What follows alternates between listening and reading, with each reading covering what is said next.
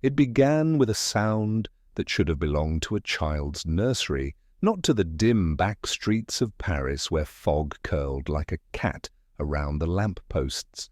A faint melody, delicate, metallic, insistent, threaded its way out of the darkness as though time itself had paused to listen.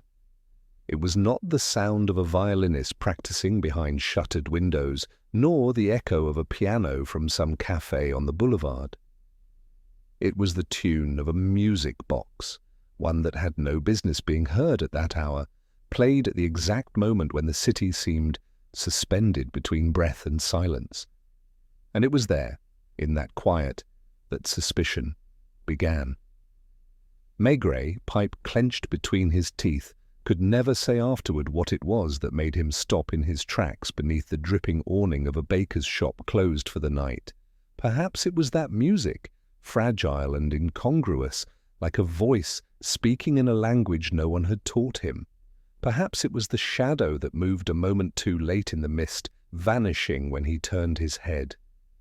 Or perhaps it was only instinct, the animal knowledge a man builds over a lifetime in the service of listening to Paris breathe.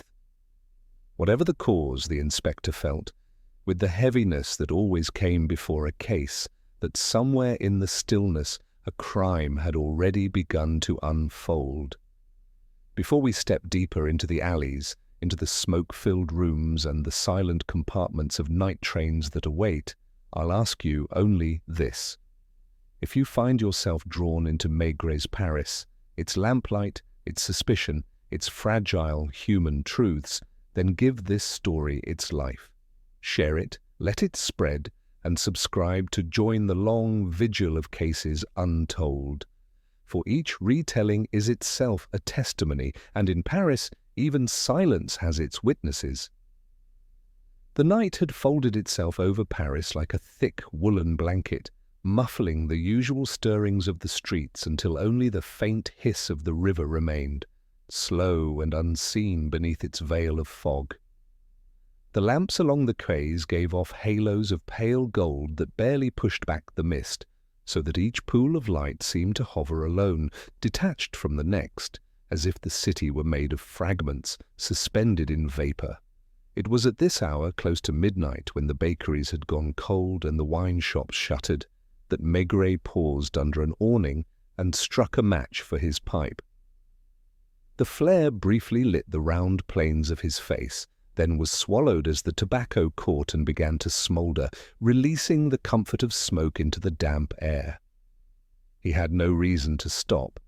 His walk that evening had been habitual, the sort of ramble he sometimes took after a long day of paperwork at the Quai des Orfèvres. Madame Maigret had gone to bed early, leaving him restless, and the inspector preferred the city streets to the silence of his flat. But when the sound came, it cleaved the night with an odd precision, a few notes, metallic and innocent, the winding voice of a music box. It was so fragile that he thought at first his ears had invented it, filling the void with some memory. He stood very still, pipe between his teeth, and waited. There it was again, faint but unmistakable, a childish melody meant to soothe sleep. The kind of thing one found in a nursery, played from a painted box, wound carefully by a mother's hand. Only no nursery lay here, not amid the warehouses and shuttered brasseries of the riverside quarter. The music floated, hesitant, as if uncertain it should be heard at all. Maigret's eyes shifted through the fog. The melody seemed to come from across the street, where a narrow passage cut between two buildings into darkness. He saw a movement then, not solid, but suggestive, a shadow that withdrew at the very instant he focused on it. He did not hurry. He had learned long ago that running toward such phantoms never brought them closer. Instead, he pulled his coat tighter and ambled across, outwardly slow, inwardly alert. The passage smelled of whetstone and kerosene. The lamps did not reach here. The fog turned the air into gauze, obscuring depth. Again the notes sounded tinny and pure, like the echo of a lullaby. Maigret stood listening, but the tune faltered, broke off, and was gone. Only the drip of water from a gutter remained. He waited a full minute, pipe smoke coiling around his head. No one emerged, no further sound came. At last he turned back to the street, but a heaviness had settled in his chest, the heaviness he knew too well. It was not fear. Maigret feared very little, but the foreknowledge of work. Somewhere, someone had opened a door into trouble, and whether he wished it or not, that door had been opened onto his path. On his way home, he could not dismiss the melody. He thought of music boxes he had seen in his childhood, trinkets brought from fairs, their springs wound tight by eager fingers, their tunes always too short, their tiny teeth wearing down until they played crooked notes. Yet in the fog that night, the tune had seemed exact, as though preserved. He told himself it was foolishness. Paris was full of sounds, and imagination gave them shape. Still, when he slid beneath his blankets beside his sleeping wife, the melody repeated itself in his head, a refrain too delicate to forget. The following morning, rain tapped against the window panes of Boulevard Richard Lenoir as Madame Maigret poured his coffee. The inspector ate his bread in silence, hat on the chair beside him, his mind not on the day's paperwork, but on that passage near the river. His wife asked nothing. She knew better than to disturb the thoughts that sometimes followed him home like uninvited guests. At the Quai des Orfèvres, the air smelled of wet wool and ink. Clerks shuffled files, detectives traded muttered jokes, typewriters clacked behind doors. Maigret lit his pipe again, the familiar ritual steadying him, and sat at his desk. He told himself he would push aside the foolish music box. There were enough cases already, stacked before him, a burglary in Montreuil, a fight turned deadly in Belleville, routine matters that demanded attention. Yet by afternoon his resolve weakened. The melody persisted in memory, gnawing at him. He summoned Janvier, who entered with his habitual briskness, coat still damp from the rain. "Did you ever hear," Maigret asked, staring at the smoke rings drifting from his pipe, "of a music box being played in the street at night? Not from a café, not from a window, but out in the open air?" Janvier looked puzzled, shook his head. "Not unless it was a hurdy-gurdy." "No hurdy-gurdy, just a box, a child's toy." Janvier smiled faintly, uncertain whether his chief was serious. "Shall I make inquiries?" Maigret hesitated, then waved his hand. "Not yet. It's nothing."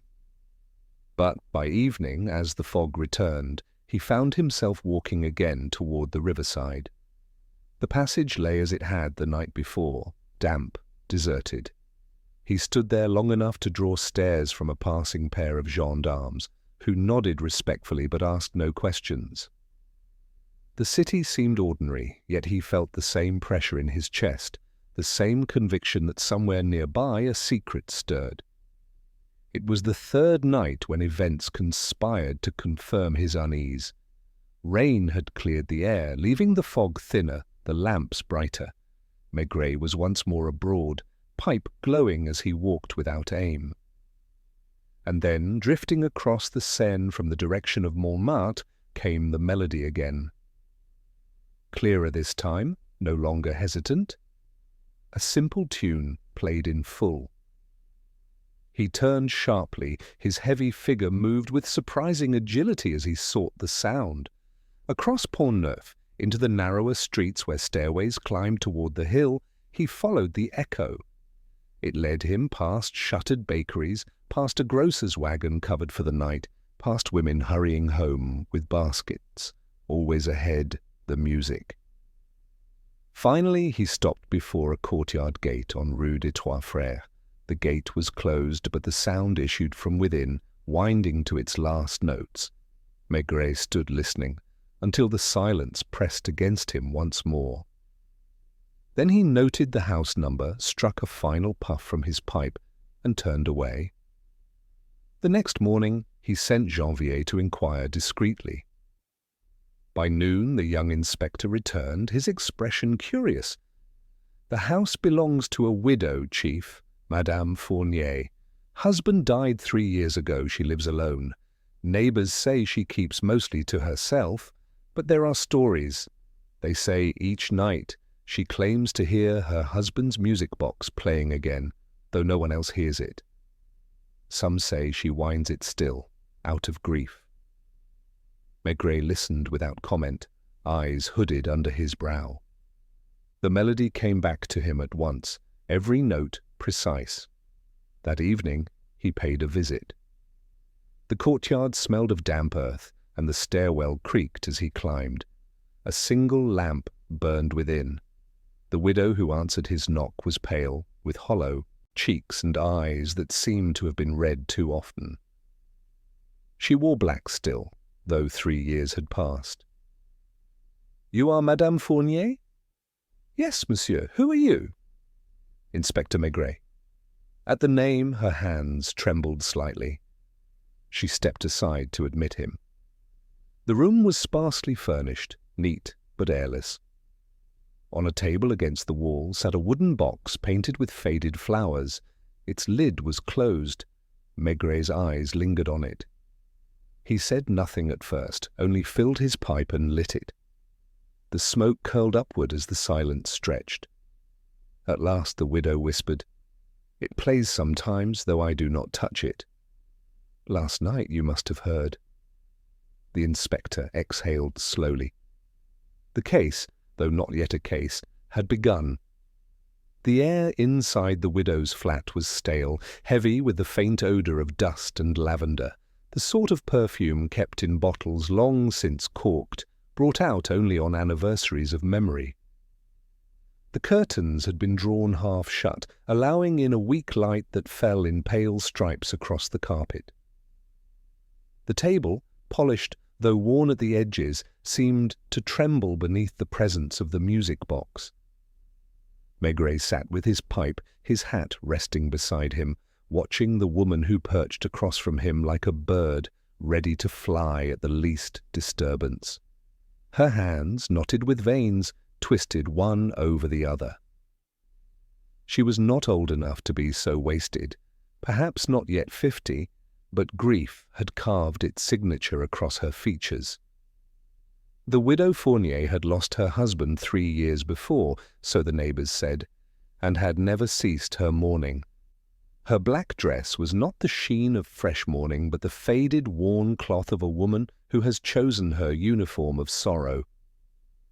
"You heard it," she said at last, her voice uncertain, not demanding, but imploring. "Last night. It played, didn't it?" Maigret did not answer immediately. He leaned back, drew in the smoke of his pipe, and let it escape slowly. His eyes studied her face, not unkindly, but with the grave patience of a man who had watched countless expressions betray themselves in the space of silence. Finally he spoke. "I heard a music box," he said. "I cannot say whose." Her eyes filled with sudden brightness, as though she had been given permission to believe herself sane. "Then I am not mad," she whispered. "The others, they say I imagine it, that I cannot let go. But he used to wind it each night, always before we slept. He said the sound kept away bad dreams." Her gaze turned toward the box on the table. It was small, no larger than a loaf of bread, painted with delicate flowers that had cracked under time. The lid was shut tight, yet she looked at it as one might look at a locked casket that none the less whispers from within. "I locked it away after he died," she continued, voice low, her words spilling as though they had long waited to be spoken. "I kept the key with me, hidden. But sometimes, when the night is quiet, I hear it start. I lie in bed and hear the notes. At first I thought it was memory, but then I went to look, and the lid would be open. I never touched it, Never. Maigret studied her. He had heard confessions of every shape, from the babble of drunkards to the carefully rehearsed statements of murderers. This woman's voice carried something different, not calculation, not hysteria, but the weary conviction of someone caught between grief and suspicion. He did not yet decide what weight to give her words. "Did anyone else hear it?" he asked. She shook her head. "No, the neighbours laugh. They say I cling to ghosts. But you heard it, monsieur. I know you did." Maigret's pipe had gone out. He struck another match, shielding the flame with his palm. The sharp scent of sulphur filled the room. He watched her through the flare. "Who has the key to this box, Madame Fournier?" Her hand trembled toward the pocket of her dress. She drew out a small brass key, its teeth worn. She held it tightly in her palm as though afraid he might snatch it. "I keep it always with me, always, no one else." "Your husband had no children?" "None." "No family who visit?" "His brother came once. After the funeral, we quarrelled. He wanted to sell the house, to divide what little there was. I would not. He never returned." Maigret asked her to wind the box. She hesitated, then rose and crossed the room with uncertain steps. Her fingers fitted the key into the tiny slot. A stiff resistance gave way, and the box creaked open. At once the melody sprang forth, tinkling, sweet, absurdly fragile. It was the same tune that had haunted Maigret in the fog, played now in the broad light of day. The inspector listened with no change of expression. He watched her as she bent over it, eyes closed, lips trembling with some private prayer. The sound filled the room until it faltered, slowed, and stopped. Silence returned. "You see," she said, "that is the tune, the same you heard last night." Maigret tapped his pipe against the edge of the ashtray. "And yet you say you did not wind it?" She shook her head violently. "No, never. I swore to myself it would stay locked." He did not answer. He rose slowly, heavy frame filling the room, and glanced around. The furnishings were modest: a narrow bed behind a screen, a cupboard, a single armchair worn smooth at the arms. Nothing spoke of wealth or of company. He saw dust on the mantel, except in one place where a square outline marked the absence of something recently moved. "What stood there?" he asked. Her eyes flickered, then dropped. "A photograph," she said, "of my husband." "And where is it now?" "I put it away." "In the cupboard?" "Yes." Maigret did not insist further. He had learned that pressing too quickly often closed doors. Instead, he adjusted his hat and said he would return. She watched him go with an expression of relief, as though merely speaking had lifted part of her burden. Back in the street, Maigret walked slowly down the hill. The rain had stopped, leaving the cobblestones glistening. Children played at the corner, their voices shrill against the quiet. He passed a cafe where men in shirt-sleeves argued over cards, the smell of beer drifting into the open air. The ordinariness of it struck him sharply after the widow's world of shadows and whispers. Yet his mind was not at ease. He could still hear the tune, exact in its notes. He thought again of the shadow he had glimpsed in the fog that first night. If the widow kept the key always with her, who had wound the box? Unless she lied, and her trembling suggested otherwise, someone else had touched that music. That evening he returned to the Quai des Orfèvres and called in Lucas. The veteran detective, tall and angular, listened without comment as Maigret described the widow's account. "Shall I watch the house?" Lucas asked. Maigret nodded. "Discreetly. See who comes and goes. No uniform, no questions. If there is a shadow, it will show itself." And so the watch began. For 3 nights Lucas lingered in the shadows across from Rue des Trois Frères, collar turned up. eyes patient. On the second night, he reported a small boy selling matches who lingered near the gate. On the third, the boy was gone, but someone else slipped through the courtyard door. A man in a long coat, shoulders hunched, face hidden. He carried something under his arm. Lucas followed, but the man vanished into the warren of Montmartre streets, leaving behind only the faintest echo of a melody drifting from the courtyard. When Maigret heard the report, he said nothing. He only filled his pipe again, smoke rising like fog in his office. The widow's tale of grief had widened. It was no longer only memory or imagination. There was movement in the shadows, a presence that did not belong, and always, behind it, the delicate, insistent sound of the music box. The fog was lighter that evening, thinning to a pale veil that hung over the city like breath upon glass. Street lamps pierced it in hazy circles, and from the cafes came the faint hum of conversation and the clink of glasses.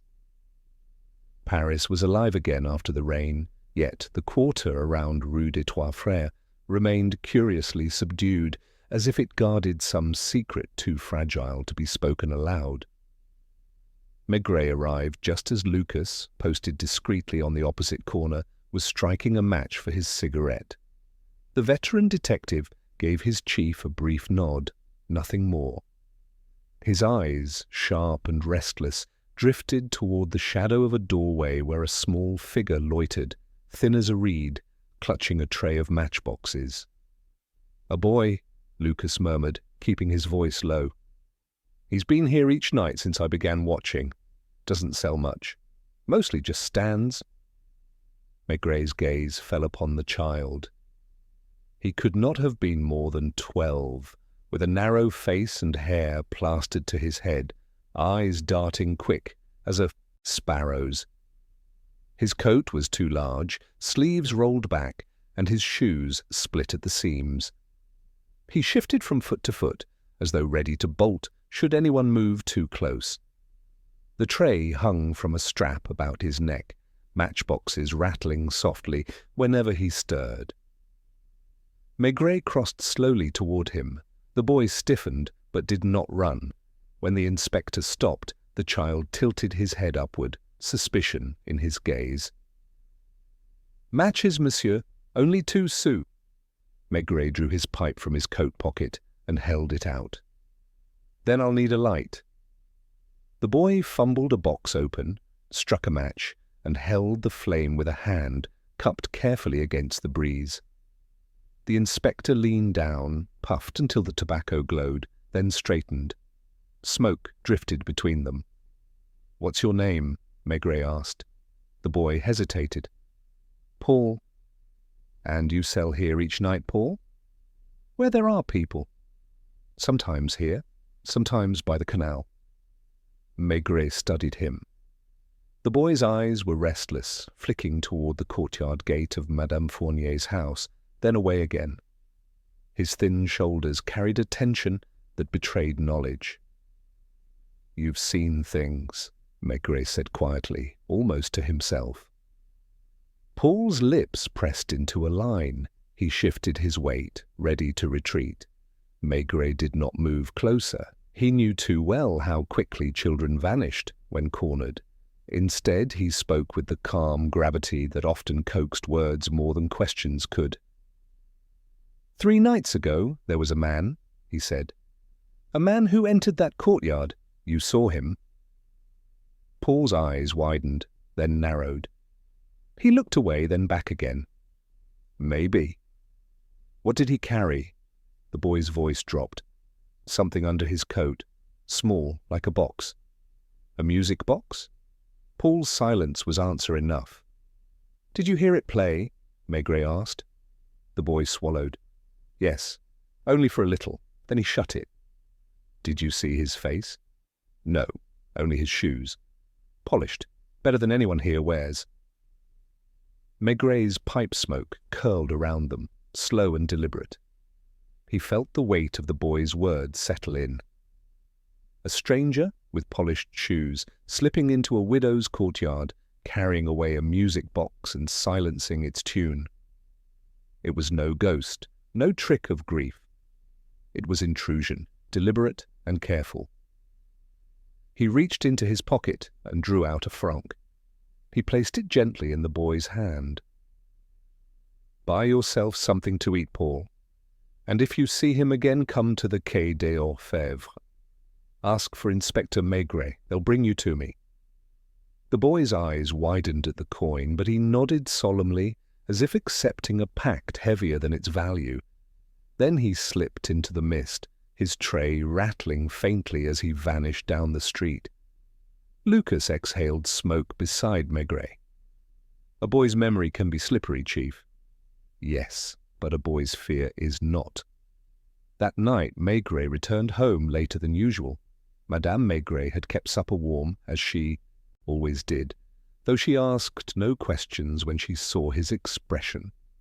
He ate slowly, distracted, the music of the box playing again in his head, but now fused with the image of polished shoes crossing a damp courtyard. The following morning at Quai des Orfèvres, Maigret sat heavy at his desk, pipe clenched, papers untouched. The city bustled outside, but within the inspector's office the air hung thick with silence. He summoned Janvier, instructing him to discreetly inquire at pawnshops and dealers of curiosities. Music boxes, especially ornate ones, were not everyday trinkets. Someone might try to sell one. By afternoon, a report arrived.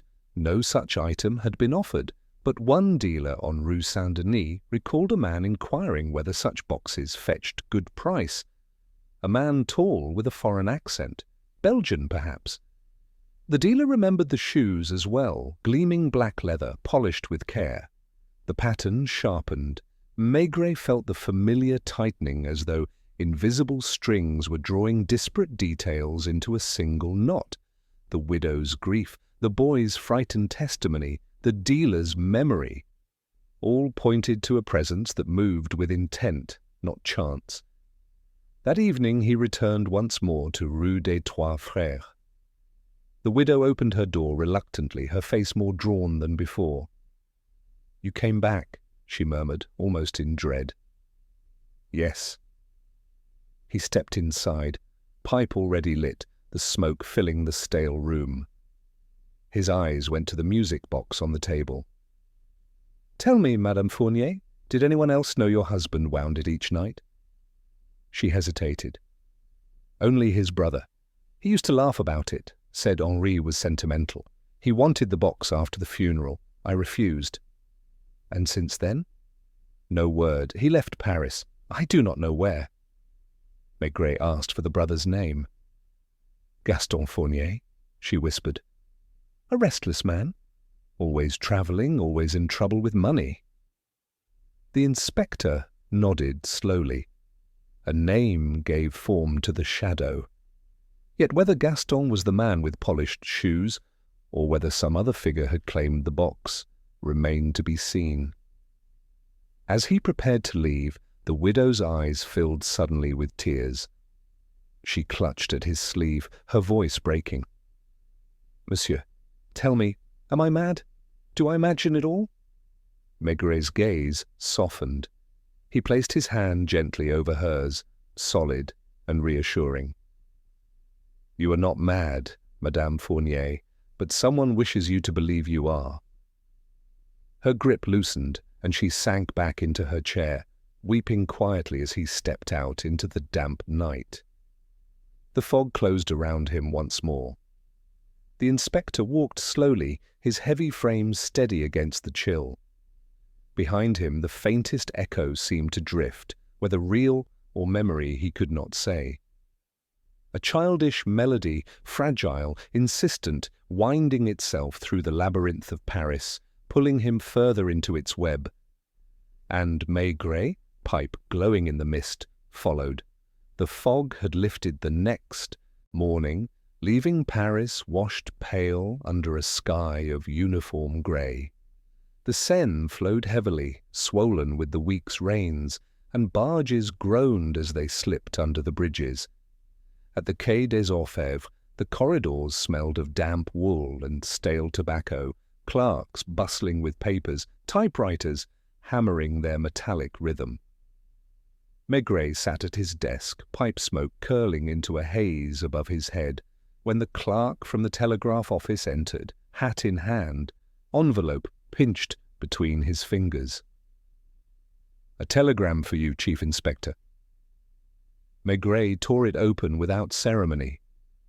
His heavy brows drew together as he read the brief lines, their clipped precision, all the more chilling for what they conveyed. A man had been found dead in Lyon under peculiar circumstances. In his pocket, the broken cylinder of a music box, teeth bent, spring jammed as though forced to silence.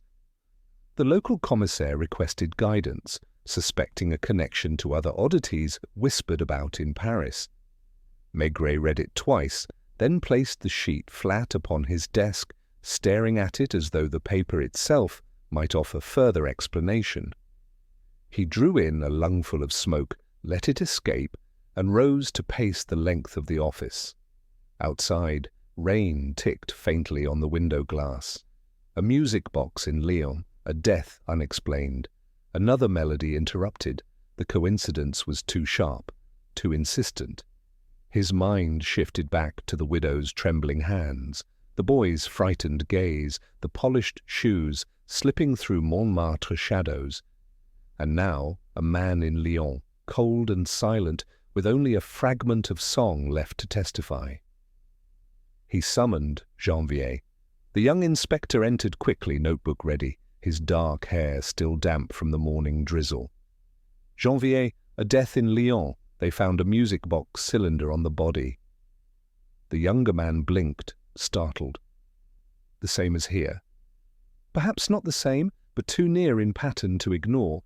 I want you on the first train south. Speak with the commissaire, see the body, examine the object, report everything, every detail." Janvier's pen scratched across the page. "And if it connects, Chief?" "Then Paris is no longer alone in this business." By noon, Janvier was gone, suitcase in hand, boarding the express at Gare de Lyon.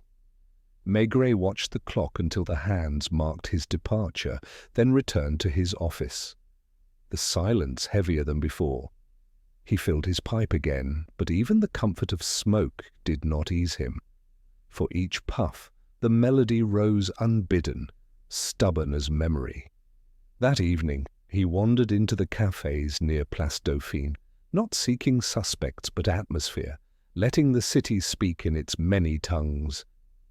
Men hunched over cards, women laughed too loudly, the smell of onions and frying fat mingled with cigarette smoke. At one table, a sailor sang a rough ballad, his voice rasping.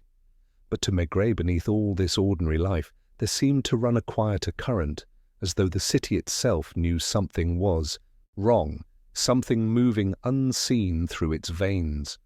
2 days later, a telegram arrived from Janvier. The man in Lyon, middle-aged, clerk by profession, had been found slumped in his rented room. No marks of violence, no sign of poison, at least not yet discerned. On his bedside table, an unfinished letter, its first line scribbled hastily. "It is coming for me tonight. I hear it already in the corridor." Then the words stopped, ink blotted by the tremor of a hand that would not write further. The cylinder lay in his pocket, broken. The landlady swore she had heard nothing, but other tenants spoke of faint music drifting through the corridor at midnight, though none could say from where. Maigret read the telegram 3 times, pipe cold in his hand. He stared out the window at the slow brown current of the river. He felt the tightening again, the invisible web pulling taut, stretching now from Paris to Lyon. The sound was not confined to one widow's flat or one boy's fearful memory. It had spread, leaving silence and death in its wake. That evening, Lucas came into his office with a curious expression. "There is talk in the cafes, Chief.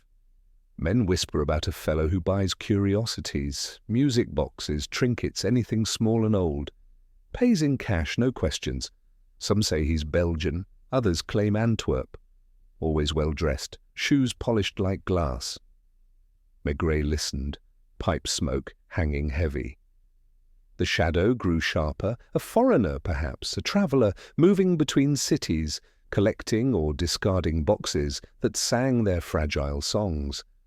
And in his wake, grief, fear, silence. He gave orders without haste, but with the weight of inevitability.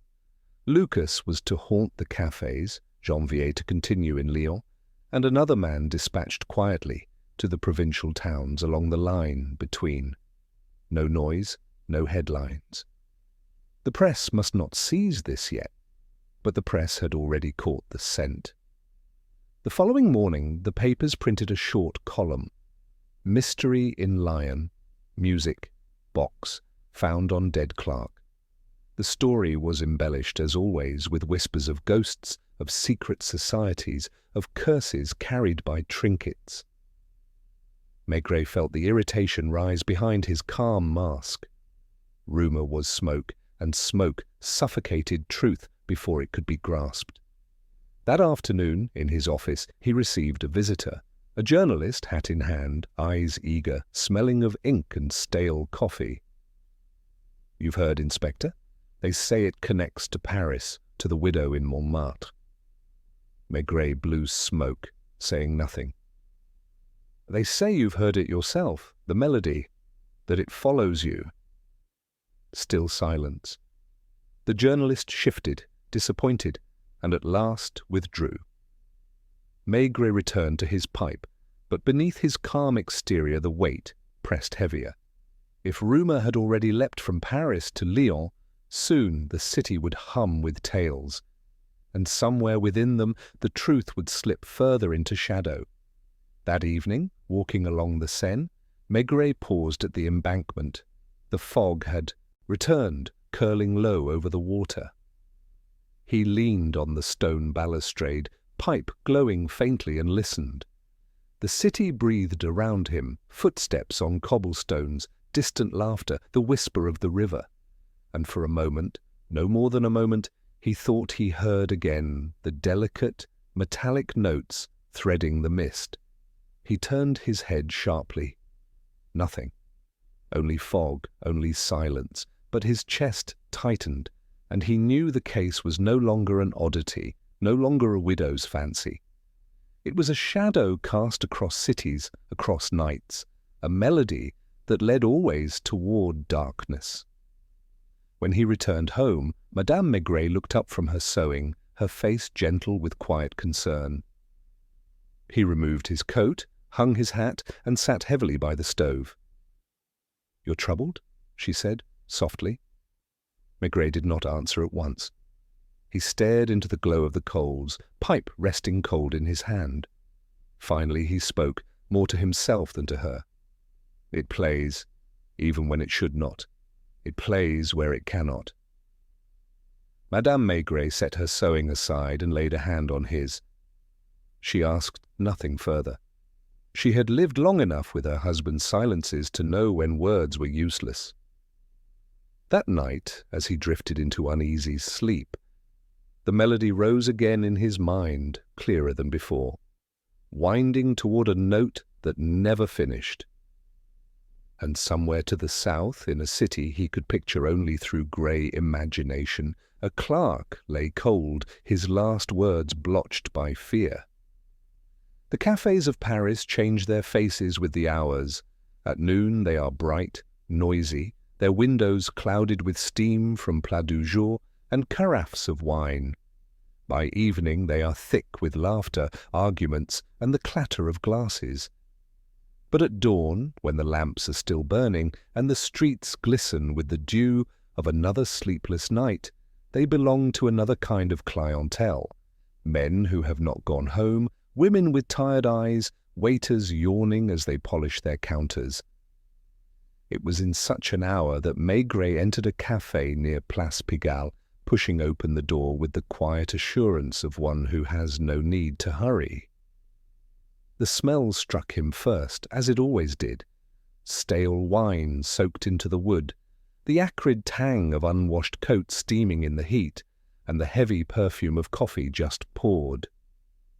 The few customers looked up briefly, then returned to their cups. A man slumped at a table near the window, head resting on folded arms.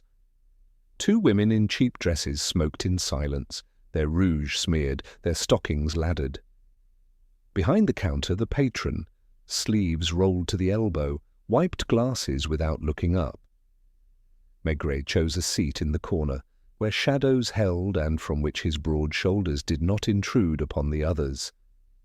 He ordered coffee, black, and lit his pipe. The smoke drifted slowly, mingling with the steam rising from cups, with the faint odour of onions frying in the back. He said nothing, only listened. The conversations at such an hour had their own rhythm, half swallowed. Words, phrases that slipped like fish from nets. Men leaned close to one another, voices low, as though the dawn itself were eavesdropping. Names passed across tables, repeated softly, then vanished. Maigret caught fragments, a Belgian accent, a dealer in curiosities, a man who carried trinkets wrapped in cloth. The name varied, distorted by rumour. De Vries, or perhaps De Vries. Always foreign, always polished, always gone before the light grew too strong. The inspector sipped his coffee, his thick fingers wrapped around the warm porcelain. His eyes moved lazily, though in truth he saw everything, the twitch of a hand, the shift of a gaze, the sudden silence when he passed his coin across the counter. The café was a theatre of fatigue and whispers, and he was content to let the play unfold around him. At a nearby table, two men argued in hushed tones. One slapped his palm upon the wood, leaving a dark circle of wine. "I tell you he buys them, not just one. All he can find. Boxes, clocks, toys that sing. Pays good money." "And what does he do with them?" The first man shrugged, eyes darting toward Maigret, then away. "Who knows? Sends them abroad? Perhaps smuggles jewels inside. Perhaps he is mad. But he pays." The other man shook his head, muttering something about Antwerp, about a ship that left each week carrying crates marked as antiques. Their voices dropped further, lost beneath the scrape of a chair. Maigret tamped the ash in his pipe, his expression unreadable. He did not rise, did not press. He knew the value of patience, of letting rumour stretch its legs until it walked to him of its own accord. Already the pattern grew sharper. Antwerp, Lyon, Paris, a trail stitched together by fragile tunes and whispered names. The patron shuffled over with a fresh pot of coffee. His eyes were heavy-lidded, his hair damp with sweat. "Another, monsieur?" "Yes." As the man poured, Maigret asked quietly, "The one they speak of, this foreigner, have you seen him?" The patron shrugged, cautious. "I see many men. Shoes polished, accent not quite French, buys curiosities." The man hesitated, then leaned closer. "Perhaps. Once. Sat there by the stove, ordered nothing but mineral water, paid with a note too large for the bill, left quickly." "When?" "A week ago, maybe more." Maigret nodded, slid coins across the table, and said no further word. The patron returned to his counter, shoulders hunched. The inspector lingered another hour. The café filled gradually as the city woke. Workers with their bread and coffee, clerks rubbing sleep from their eyes. The whispers thinned, replaced by ordinary talk of wages and wives. By the time Maigret rose, the sun had broken through the grey, turning the windows into squares of pale gold. He stepped outside into the chill air, pipe between his teeth, coat collar turned up. The street was alive now, with trams rattling, vendors shouting, children tugging at their mothers' skirts. Yet he carried with him the smell of the café, the taste of rumour heavy upon his tongue. Back at the Quai des Orfèvres, he found Lucas waiting, notebook open. "Well?" Lucas asked. Maigret lowered himself into his chair, exhaled smoke, and said only, He exists. Who? The one they whisper about, Antwerp, Lyon, Paris. He buys what others would leave to gather dust, and when he leaves, silence remains. Lucas frowned. And the widow? She is not mad. The silence in the office grew dense, filled only by the ticking of the clock on the wall. Outside, a typewriter clattered. Maigret sat heavy, his pipe smoke hanging like fog, eyes half closed as if dozing. Yet in his mind the café still hummed, its whispers circling back to him, names distorted, fragments incomplete. In the evening he returned again, drawn not by hope of certainty but by the need to feel the pulse of the city. The same café, the same smells of wine and onions, the same weary faces. The women were gone, the man by the window replaced by another slumped figure. And still the whispers came, curling through the smoke like threads of song. Antwerp, curiosities, polished shoes. This time a scrap of new detail floated to him, spoken by a thin man with a moustache yellowed by tobacco. He carries papers, always in order, stamped neat. Customs cannot touch him. He knows the law better than they. Maigret stirred his coffee, his face impassive. Papers in order, a man who slipped between cities as easily as smoke between shutters. Each clue added weight to the shadow. It was no ghostly melody now, but a figure of flesh and blood, moving with purpose through the veins of France. When dawn broke the next day, Maigret walked home slowly along the boulevards. The sky glowed pale, the city yawned awake, but he felt only the press of the invisible web drawing tighter.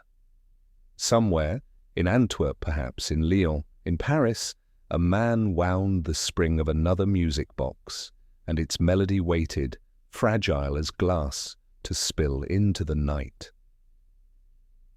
The March wind rattled shutters along Rue des Trois Frères, carrying with it the damp smell of soot and the promise of rain. Maigret arrived at the widow Fournier's house just as the lamps were being lit, the sky bruised with the last light of evening. The courtyard was silent, save for the dripping of a gutter, and when he knocked, the sound echoed as though the walls themselves were hollow. She opened the door reluctantly, her eyes ringed with shadows, her thin figure trembling under the weight of her black dress. Inside, the flat smelled of dust and stale air, the curtains drawn too tightly.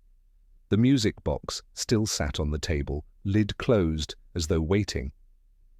"Madame," Maigret said, his deep voice calm, "there is an attic in this house." Her eyes flickered away, lips tightening. "It has been closed for years. Nothing is there but dust." "Still," he said, removing his hat, "I should like to see it."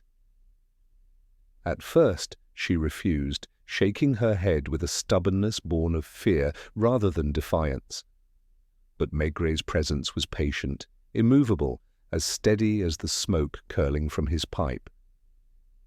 At last she fetched a ring of keys from a drawer, her fingers trembling so violently that the metal clinked against the wood. The stairwell groaned as they climbed, each step releasing a sigh of age. At the top, beneath the slant of the roof, a narrow door waited. Dust clung to its edges, and the keyhole was rimmed with rust. She hesitated again, but Maigret's broad figure filled the space, and there was no escape from his steady gaze. With a reluctant motion she fitted the key. The lock resisted, then gave way with a sharp, metallic snap. The door creaked open, and a smell of long confinement rolled out. Stale wood, mildew, the faint bitterness of forgotten cloth. Maigret struck a match. The flame threw a small, shivering light into the darkness, revealing cobwebs hanging like veils, trunks stacked in the corners, a collapsed chair, half buried in dust. And there, on a low table beneath the slope of the rafters, sat another music box. It was larger than the one in the widow's parlour, heavier, carved with intricate patterns dulled by time. Dust lay thick upon it, but the key protruded, wound tight as though awaiting release. The sight held Maigret still for a long moment. He let the match burn down to his fingers before lighting another. The widow crossed herself. "I did not know. I swear, Inspector, I did not know it was there." Her voice shook with genuine fear, yet her eyes betrayed something else, recognition perhaps, or memory. Maigret stepped forward and placed his thick fingers upon the box. The metal was cold, the spring within tense. He lifted the lid. At once the melody leapt out, clear and strong, as though it had been waiting impatiently in silence for years. The delicate notes filled the attic, bouncing off the rafters, making the cobwebs tremble with vibration. The widow gasped, retreating a step, her hands pressed to her mouth. Maigret listened, pipe forgotten, his face unreadable. The tune was the same as the one that haunted the fog, the same as the box in the parlour. Only here it played louder, steadier, its voice alive with energy. The sound went on longer than seemed possible, the spring releasing itself in perfect rhythm until at last it faltered, slowed, and fell silent. The attic seemed emptier for its absence. Maigret shut the lid. Dust floated in the lamplight. He looked at the widow who stood trembling. "Who wound this?" he asked quietly. She shook her head frantically. "No one! I have never climbed these stairs. My husband alone kept the key, and after his death I locked it away. Inspector, I swear it." Maigret's eyes moved across the room. The dust told its own story. Trunks stood undisturbed, their surfaces layered thick. Yet on the floor near the table lay footprints, faint but fresh enough to disturb the settled powder. Not hers, not Maigret's. Someone else had been here. Someone had wound the box. He crouched, running a finger across the prints. A man's shoe, narrow, well kept, the outline of a polished heel. "Someone has been here," he said. The widow whimpered, sinking against the doorframe. "But how?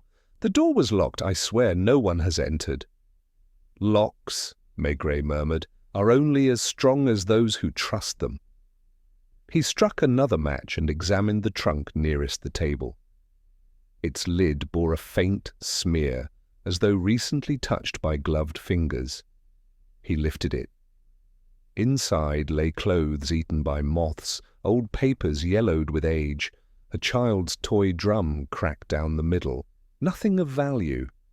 Yet the disturbance was undeniable. He closed the trunk, stood slowly, and filled the attic with smoke from his pipe. His mind moved heavily, deliberately, turning over the facts. A second music box, identical in tune, hidden yet wound, footprints in the dust, a widow who swore ignorance. Each piece thickened the fog rather than clearing it. At last he stepped back, motioning her toward the stairs. "Lock it again," he said, "but keep the key with you always." They descended, leaving the attic once more to its silence. In the parlour, the widow sank into her chair, her hands trembling against her lap. "Inspector," she whispered, "what does it mean?" Maigret did not answer. He drew on his pipe, exhaled slowly, and glanced again at the smaller box on the table. 2 boxes, 2 melodies, one in the parlour, one in the attic. And elsewhere, in Lyon, a broken cylinder in a dead man's pocket. When he stepped back into the street, the night had fallen, fog drifting once more from the river. The lamplight shone dim, halos in the mist. He walked heavily down the hill, coat collar raised, his pipe glowing like a coal. He did not yet know what bound these boxes together, but he knew one thing with certainty. They were no longer simple toys. They were signals, threads in a pattern stretching from Paris to Lyon, and perhaps beyond. Someone had wound the attic box, just as someone had carried one into the night under his coat. and wherever that man walked, death or madness followed. Maigret paused at the corner café, where men in crumpled coats still murmured over their drinks. He entered, sat in his corner, and let the smoke fill the air around him. He ordered coffee, strong and bitter, and listened once more. But the whispers tonight carried a different edge. The story of the widow's house had spread. Patrons spoke of music heard after midnight, of lights in windows long since dark. Some laughed, dismissing it as the fancy of lonely women. Others lowered their voices, muttering of curses of objects that carried death in their song. And always, woven through their tales, was the shadow of a foreigner with polished shoes and papers neatly stamped. Maigret drank in silence, pipe clenched, his heavy face betraying nothing. But within him the weight of the case pressed harder. Each note of the melody seemed to carry not comfort, but warning. And above Rue des Trois Frères, in an attic locked once more, the box waited, wound or unwound, for another midnight. The morning papers had their own odour, a mix of ink and damp pulp that clung to the fingers and stained the cuffs of readers' coats. Maigret bought one from the kiosk at Place Saint-Michel, unfolding it as he walked, pipe clenched in his teeth. The headlines were bolder than the truth they carried. Phantom music box haunts widow in Montmartre. Leon Clark dead under strange circumstances. The column beneath was a patchwork of half-facts, embroidered by speculation until they resembled the fabric of a cheap melodrama. The widow Fournier's name had not been printed, but her address had, thinly disguised by a slip of one digit. The journalist described a lonely woman driven to despair by the nightly strains of her deceased husband's toy. In the same breath he linked it to the lion case, painting a picture of ghostly melodies stalking provincial cities, of inheritances poisoned by superstition. Paris, ever eager for sensation, lapped it up. At the Quai des Orfèvres, the phones rang with anonymous tips, with neighbours eager to share gossip, with jokers humming lullabies before hanging up. Maigret read the article twice, his heavy face unchanging, but the pipe in his hand smouldered more fiercely than usual. He crumpled the page, shoved it into the ashtray, and tamped it flat with his palm. He knew too well what damage rumour could do. Once a story left the lips of witnesses and entered the print of the press, it became something else, swollen with invention, harder to trace back to truth. In the corridors of the police, his detectives exchanged glances. Janvier had returned from Lyon, eyes weary from train travel, notebook brimming with details. Lucas moved briskly between offices, muttering of pawnbrokers and dealers. Torrance, summoned from another case, brought whispers from the cafes of Pigalle. All agreed on one thing: the story had slipped the leash. What began as a melody in the fog was now a legend Paris retold to itself over morning coffee. That afternoon a man from the prefecture arrived in Maigret's office, his gloves still on, the scent of expensive cologne following him. He placed the newspaper flat upon the desk. "This," he said, tapping the column with a gloved finger, "is not helpful." "No," Maigret said quietly. "The ministry dislikes panic. The prefect dislikes being asked questions by ministers, and the public dislikes thinking their police believe in ghost stories. I trust, Inspector, that you will resolve this quickly."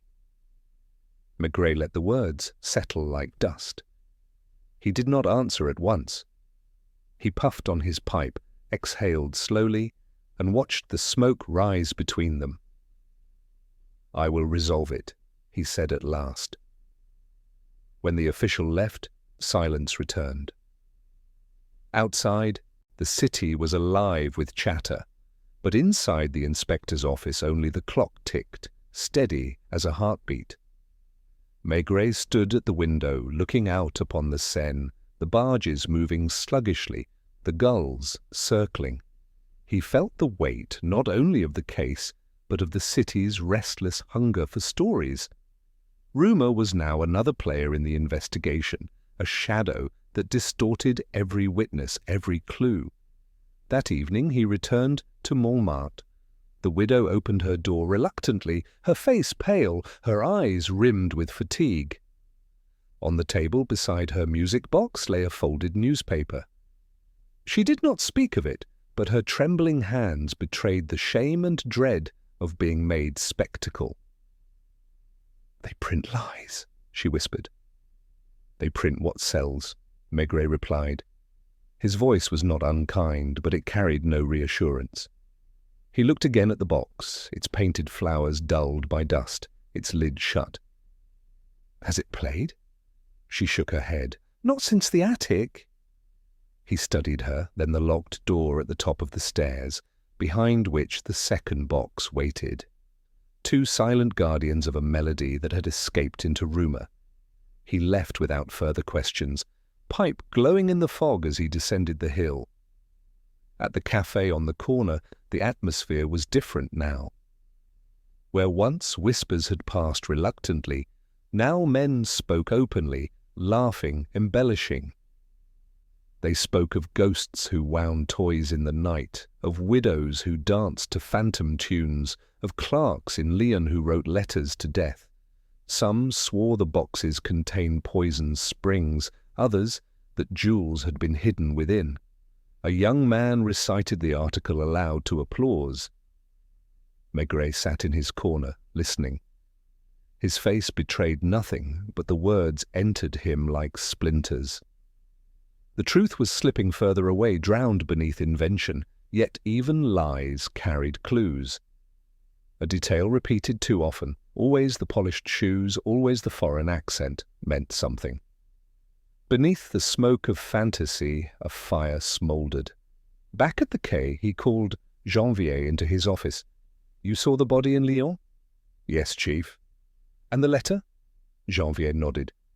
Half a page. The hand was hurried, as if he feared time. He wrote of hearing music in the corridor, of something coming for him. Then the words stopped. Maigret leaned back in his chair, eyes half closed. "And the neighbours?" They heard nothing, save one who claimed a faint tune, but she admitted it may have been imagination. The inspector tamped his pipe, smoke rising thick. "Imagination has become contagious. We must separate what is heard from what is feared." Janvier frowned. "And the man in the cafés? The dealer?" "He is real," Maigret said gravely, "but the more the papers write of phantoms, the more he disappears behind them." The night wore on, the lamp in his office burning late. Outside, Paris slept uneasily, restless with rumour. Maigret sat heavy at his desk, smoke wreathing his head, his mind turning slowly. He thought of the boy with matches, his eyes darting, his small voice describing polished shoes.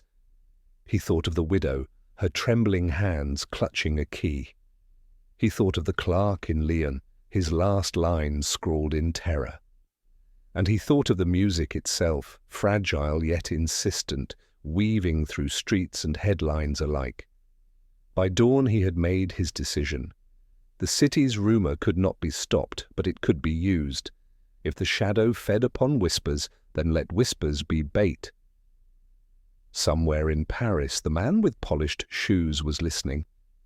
And Maigret, pipe glowing in the mist, would wait for him to step from rumour into reach. The Gare du Nord carried its own weather. Even when the skies outside were clear, the cavernous hall seemed to collect a permanent mist of steam and coal dust, heavy with the smell of iron and hot oil. Porters shouted, whistles shrieked, trunks thudded upon the platforms. The flow of people resembled a tide, surging and breaking around benches, kiosks and the columns that held the glass roof aloft. It was amid this tide that Maigret first saw the man later whispered about as the one from Antwerp.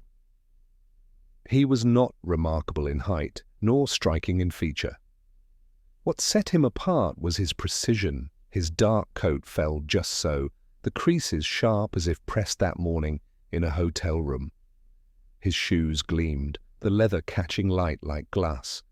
In his gloved hand he carried a small valise, battered yet clean, and under his other arm, wrapped in brown paper, a rectangular package no larger than a loaf of bread. He moved with unhurried confidence, as though accustomed to crossing borders, accustomed to eyes glancing and then slipping away. Maigret had not come by chance. Word had reached the Quai des Orfèvres from a customs officer at the Belgian frontier. A man with polished shoes and perfect papers had crossed into France 3 days earlier. The officer, intrigued by the small package he declared as family heirloom, had made a note in the ledger. The description fit too closely to ignore, and so Maigret had stationed himself in the station café, pipe smoke curling around his broad head, watching the ebb and flow until the figure appeared. The man paused briefly to check his ticket, then walked toward the exit. His eyes swept the crowd, not nervously, but with the alertness of a man who trusts no one fully. When they passed over Maigret, the inspector lowered his gaze to his coffee cup, exhaling smoke as if bored. Still he felt the weight of that glance, quick but measuring, and knew it had taken him in. Outside the station the man hailed a cab, gave an address Maigret could not hear, and vanished into the swell of traffic. But Maigret's detectives were already in place. Lucas, tall and lean, followed at a distance in another cab. Janvier, planted further along the boulevard, waited for the signal. The web had stretched wide, and tonight it would close tighter. By dusk the man had checked into a modest hotel near Boulevard de Clichy. His papers were in order, a passport stamped clean, receipts from Antwerp, a letter of introduction folded neatly in his pocket. He gave his name as Henri de Vries, though whether it was genuine no one could say. He requested a room on the upper floor facing the courtyard and asked the porter about parcels to be delivered. Maigret arrived after nightfall, heavy coat damp from rain. The hotel smelled of polish and cabbage soup. He sat in the small lounge, pipe glowing, pretending to read a discarded newspaper. Upstairs, the floorboards creaked faintly as the new guest paced his room. Once, Maigret heard the delicate chime of metal against wood, a sound that carried down the stairwell like the memory of music. At midnight, he knocked. The door opened after a pause, revealing the man from Antwerp, coat removed now, waistcoat buttoned, hair combed precisely. His eyes were pale, watchful. "Yes?"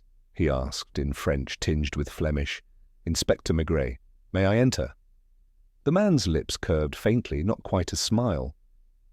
"Is there reason?" "There is always reason," Maigret said, his voice calm. After a pause, the man stepped back. The room was neat, his valise open on the bed, clothes folded with care. On the table lay the package, unwrapped now, revealing a wooden box carved with floral designs, its key protruding. Maigret's eyes lingered on it. The man followed his gaze, then spoke lightly. "An heirloom, nothing more." "From whom?" "An aunt, dead many years." "Strange heirlooms travel far." The man shrugged, seating himself in the chair by the window. "Collectors value such things. Sentiment is universal." Maigret filled the silence with smoke, studying him. The face gave little away. Pale, precise, untroubled. But the shoes, polished even indoors, gleamed like mirrors. "You were in Lyon," Maigret said. The man's eyes did not flicker. "No." "You crossed at the frontier 3 days ago." "Correct." "A clerk died in Lyon with such a box in his pocket." "Tragedies occur daily." Maigret leaned heavily against the table, the box between them. His thick fingers hovered near the lid. "If I open it, will it play?" The man's lips tightened. Why disturb what is at rest? The inspector did not answer. He lit another match, drawing deeply on his pipe, the flare throwing shadows across the man's pale features. The silence stretched. At last, Maigret said, "These boxes leave death behind. Why?" The man's voice remained calm. "Death follows men, not objects." "Then why carry them city to city?" "Because men will always pay for what sings of their past." It was a neat answer, but too neat. Maigret felt it, the way one feels a door that hides a locked room beyond. He did not press further. Instead, he rose, heavy and deliberate. "You will not leave Paris," he said. The man's smile was faint, mocking. "I have papers. All in order." "Still," Maigret replied, "you will not leave." When he stepped back into the rain, the city felt colder, heavier. He walked slowly, pipe smoke drifting around him, his mind turning over the encounter. The man had given nothing away, yet the silence around him spoke loudly. The polished shoes, the precise papers, the neat lies, these were the marks of a man accustomed to slipping between borders, between truths. Back at the Quai des Orfèvres, Maigret sat heavily at his desk, staring at the rain-streaked window. He could still hear the faint chime of the box in the hotel room, as though it had played in mockery of his questions. He knew now that the melody belonged not only to grief-stricken widows or frightened clerks, but to something larger, something that moved with deliberation from city to city. The man from Antwerp had arrived, and wherever he went, the music followed. Confessions came to Maigret in many forms. Some arrived in torrents, spilling over themselves, words tumbling faster than ink could catch them. Others crept out reluctantly, a trickle of syllables, half-truths disguised as candour. And some, the most dangerous, were delivered like gifts, wrapped too neatly, their paper hiding absence rather than substance. It was the third kind that approached him now, as dawn misted across the Seine and the bells of Saint-Germain tolled the early hour. The messenger was not the man from Antwerp himself, but a proxy, a pale youth with ink on his fingers, the look of a clerk or errand runner. He found Maigret outside a café near Boulevard Saint-Michel, pipe lit, eyes on the river. The boy extended an envelope, his voice stiff. "I was told to give you this, Monsieur l'Inspecteur." Maigret took it, nodding once, his heavy face unreadable. The boy hurried away without waiting for thanks. The inspector broke the seal and unfolded a single sheet. The handwriting was precise, foreign but careful, the strokes evenly measured.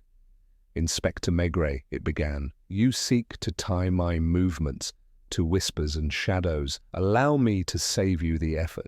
I confess, I carry music boxes. I seek them in cities where no one values them, and I bring them to those who do, that is all. No crime attaches itself to their springs or their songs. If men die, it is not by my hand, perhaps by their own hearts, their own fears, their own illusions. I cannot be guilty of what belongs to imagination. HDV. The letters HDV were underlined once, a flourish, restrained, yet deliberate. Henri de Vries, or so his papers declared. A confession, yet not. He admitted to carrying the boxes, admitted to seeking them. But he denied the heart of it, denied the deaths that followed like shadows too stubborn to be shaken. Maigret folded the paper, slipped it into his coat, and sat heavy for a while longer, pipe smoke thickening the air around him. The river flowed sluggishly, its surface bruised with dawn light. He felt the weight of the words not as relief, but as provocation. For when men confessed so neatly, it was rarely the whole of what needed telling. By afternoon he returned to the hotel on Boulevard de Clichy. The porter greeted him with the deferential nod given to policemen, eyes nervous. "He is still in his room, monsieur. Rarely leaves, always pays promptly." Maigret climbed the stairs, each step groaning under his solid frame. He knocked once, twice.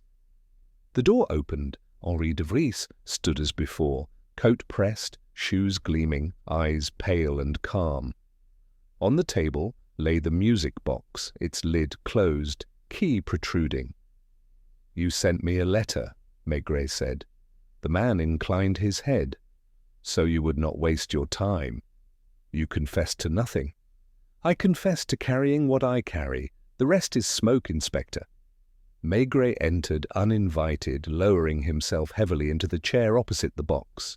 He lit his pipe, filling the silence with deliberate slowness. "Men are dead. A widow trembles in her house. A boy speaks of polished shoes. And in Lyon, a clerk writes of hearing your melody before death." "Is that smoke?" De Vries's lips curved faintly.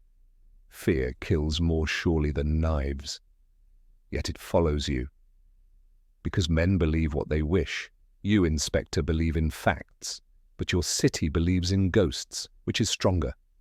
Maigret exhaled, the smoke drifting between them. "And you? Do you believe in ghosts?" The man's eyes flickered, the first sign of disturbance. "I believe in profit, in objects that stir memory. A tune is enough to make men pay dearly. That is all I require." "And if they die?" A shrug, delicate. Then they were already dying. The silence stretched. Outside, the rain tapped at the window, soft and persistent. Maigret's gaze fell once more to the box. Its painted lid bore faint scratches, as though opened and closed too often. He wondered how many times its melody had played in hotel rooms, in courtyards, in attics where dust still remembered footsteps. At last he rose. A confession written on paper is still only words. I will wait for the truth to reveal itself. De Vries did not stop him. His smile followed Maigret out the door, thin as thread. Back at the Quai des Orfèvres, the detectives gathered in the smoky office, their voices low. Janvier placed the letter on the desk. Lucas muttered that it was no confession at all, only a mockery. Torrent suggested arrest, but Maigret shook his head. "On what charge? Possession of trinkets? The prefect would laugh me out of my chair." "Then what do we do?" Lucas asked. Maigret puffed his pipe, eyes heavy-lidded. "We wait. Confessions offered too early are false. The true one will come, but not by his choice." The following night, the press printed again. Police. Question Belgian collector, is he harmless or haunting? The article quoted anonymous sources weaving fact and rumour until both suffocated. Maigret felt the weight of it, pressing against the investigation, blurring the lines further. But in its distortion lay opportunity. If de Vries thrived in shadow, perhaps forcing him into light would loosen his grip. And so the watch continued. Lucas followed him discreetly through streets where gas lamps flickered. Janvier tracked his inquiries among pawnbrokers. Torrance lingered in the cafes listening to the swirl of rumour. The man from Antwerp moved with care, but he moved nonetheless, his polished shoes leaving faint marks on the dust of Paris. It was Lucas who reported the first crack. He went to the Rue des Archives chief, to a dealer in clocks, spoke at length. When he left, the dealer was pale, sweating, wouldn't say what they discussed. The next day, Janvier added another detail. He asked at 3 shops whether they had old music boxes, paid well for information. One man swears he described them exactly, down to the tune. Each scrap added weight. Each movement tied him tighter to the melody, and yet no law forbade such transactions. He bought trinkets, nothing more. But in the silence between purchases, men trembled, widows wept, clerks died with half-written words. One night, Maigret sat once more in the café at dawn, his corner table shrouded in smoke. The air smelled of onions and spilled wine. The conversations flowed, half-drunk and careless. And amid them, a whisper reached him. "He will not leave alone. Someone travels with him unseen. They say the boxes are not his to keep, only to carry. Someone else pulls the strings." Maigray's pipe froze mid-puff. A second shadow, a confession half given. The Belgian might be courier, not master. Behind him, perhaps in Antwerp, perhaps nearer still, another hand wound the springs. When he returned home, Madame Maigret was asleep, her sewing folded neatly on the chair. He sat heavily in the dark, pipe unlit, staring at the quiet glow of the stove. The melody ran through his head again, but now it carried an echo, a second voice hidden within. The confession had come, but like all confessions, it was incomplete. It told what he carried, not why. It admitted presence, not guilt. And in the space between those silences, Maigret felt the true weight of the case waiting, patient as a box wound tight but not yet released. The night that closed upon Paris was heavier than most, the air damp and still, as though the city held its breath. The river ran black under the bridges, lamps glowed yellow against the fog, and the streets seemed deserted even when footsteps echoed faintly in the distance. Maigret, pipe clenched in his teeth, walked slowly through the mist, his coat collar turned up. He had the heaviness of one who knows the end of a story is near, though the last page has yet to turn. Henri de Vries remained at his hotel, calm as a man on holiday. He went out only once each day to a café or a dealer's shop, always returning with nothing but silence in his valise. His papers were in order, his receipts neat. On the surface, he was untouchable. But Maigret had learned to look beneath surfaces, and he knew that the shadow following de Vries was thickening. Each night the man sat in his room, winding the music box, its tune carrying through thin walls, seeping down the stairwell. And each night the staff muttered of strange dreams, of unease, of something pressing against their sleep. It was a chambermaid who cracked first. She arrived at the Quai des Orfèvres, cheeks pale, hands trembling, and swore she had heard the melody not once but thrice while changing linens in the afternoon. "It came from the box, Inspector, but no one touched it. The lid was closed." She swore the notes had followed her down the hall, faint but insistent, until she fled to the street. Maigret listened gravely, pipe smoke clouding the air between them. He made no comment, only scribbled her words into his heavy notebook. He did not believe in phantoms, but he believed in fear, and fear was thickening around de Vries like a rope. The newspapers fanned the flames, columns shouted of the Belgian collector who brings death, of ghost tunes crossing borders, of widows, clerks, and toys of the dead.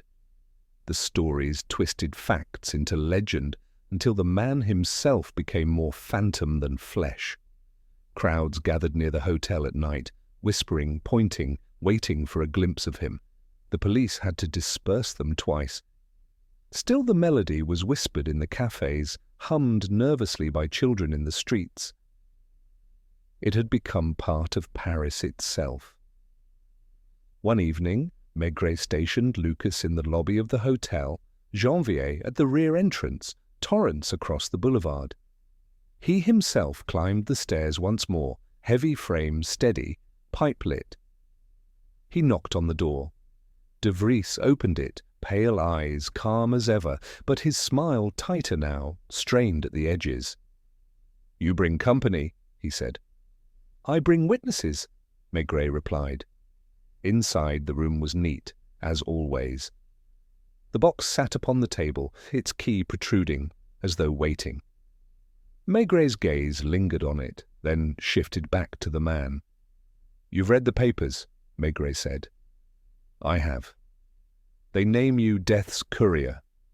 De Vries shrugged lightly, but his fingers tapped the chair arm in rhythm with an unplayed tune. "Words, they sell ink." "Confession is stronger than ink," Maigret said. "Confession of what?"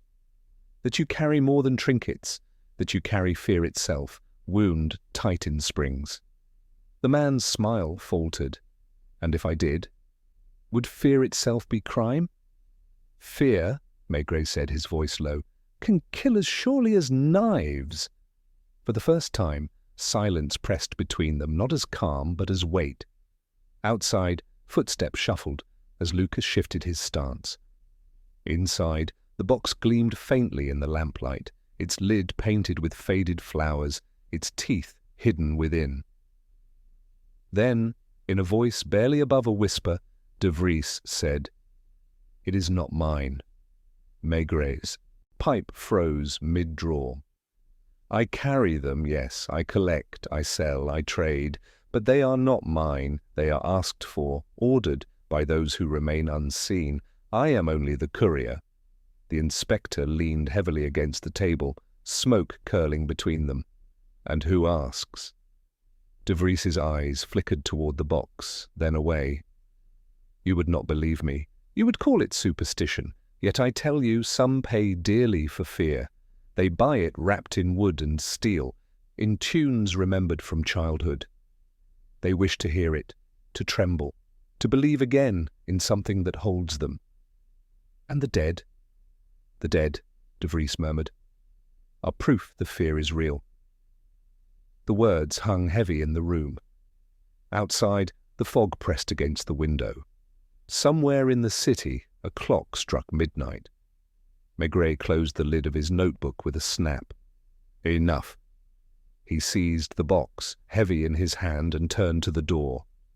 "Lucas, take it to the quay. Seal it. No one touches it." The man from Antwerp rose abruptly, his calm mask cracking. "You cannot—" "I can."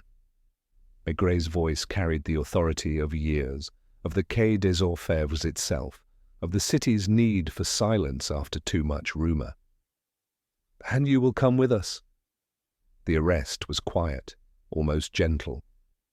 The polished shoes clicked against the stairwell, the fog swallowing their sound as the party descended. Outside, the crowd had gathered, whispering, straining to see. When they caught sight of the man, their murmurs rose into a low chant, not of anger, but of awe, as though the phantom had stepped into flesh. At the quay, the box was sealed in evidence. Its melody did not play again. De Vries sat in a cell, his papers confiscated, his valise emptied. He spoke little, save to repeat that he was courier, not master, that others would continue even if he fell. His eyes held the pale calm of one who believes himself instrument rather than cause. The prefect, satisfied, declared the case resolved. The newspapers trumpeted collector of death arrested, music box seized by police. The widow in Montmartre breathed easier, the boy with matches vanished back into his shadows, and the clerk in Lyon was buried with no further questions. The melody no longer drifted in the fog, and yet Maigret did not feel triumph. He sat in his office late into the night, pipe smoke curling like ghosts, the silence heavy. He thought of the attic, of the footprints in the dust, of the widow's trembling voice. He thought of the letter half-written in Lyon, of fear that killed before knives. He thought of De Vries's final words, "Some pay dearly for fear." When dawn broke, pale light spilling across the Seine, Maigret walked home slowly. The streets were wet with dew, the city stretching awake. Madame Maigret was waiting with coffee, her eyes gentle, her words few. He sat heavily, sipping in silence, pipe unlit. The melody no longer played, yet it lingered in his head, faint as memory. It was not triumph he carried, but a question, one that would not leave him. Was the fear in the box, or in the hearts of those who listened? Paris breathed around him, restless, eternal. Another case waited, as always. But for now the city was silent. The music had stopped.